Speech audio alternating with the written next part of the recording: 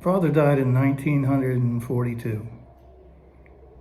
I was deputy for General Marshal for war planning, and I simply couldn't go home. I still feel terrible about it. I should have been there. But war is not soft. All I could do was close the door to my office for half an hour and think about him. I won't say my father was a demonstrative man, because he wasn't, except when he was angry. And you can probably guess, I inherited his temper, for better or worse. But it was David Eisenhower's integrity and discipline that paid off for all of us.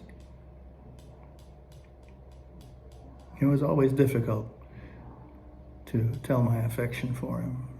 He didn't make it easy, but I loved my dad, and I'm proud that he was my father. No, my mother, it wasn't just her good-heartedness that made her so remarkable. It was a lifetime of teaching and working. She was born in 1862 in the Shenandoah Valley in Virginia when the Civil War was raging down that valley. So she didn't just read about war, she saw it. Ruined homes, ruined lives. It's what made her always ready to help anybody else, no matter who they were, taking care of others like you're supposed to.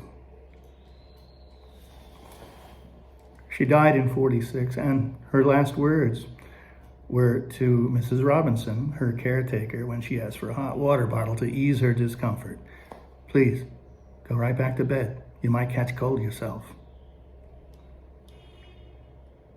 In 1883, when most girls were ready to settle down, my mother decided that the best way to improve her life was to get a good education above everything else, including marriage. So she left home on her own and went to Lane University in Lecompton, Kansas. She studied everything from agriculture to zoology. When we started the Department of Health, Education, and Welfare in 1953, I put a woman on the cabinet to run it. People were surprised, but if she'd been alive, she would have said, well, why not? And when she did settle down,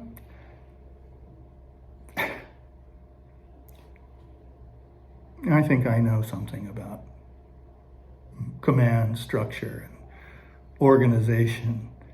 But she had 6 boys in 3 rooms, rotating chores, doing laundry, hoeing the corn, milking the cow, spading the ground in spring so she could plant the flowers she was so passionate about. Of course, we grumbled, but we knew we were needed. And she loved us all, no one above the others. In 1944, my brother Arthur was a banker in Kansas City.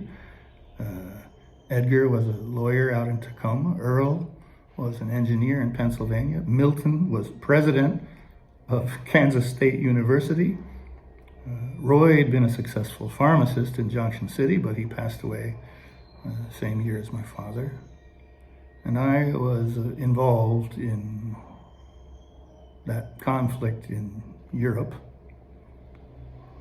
After D-Day, a reporter went to the house and said, Mrs. Eisenhower, you must be very proud of your son. She smiled and said, which one?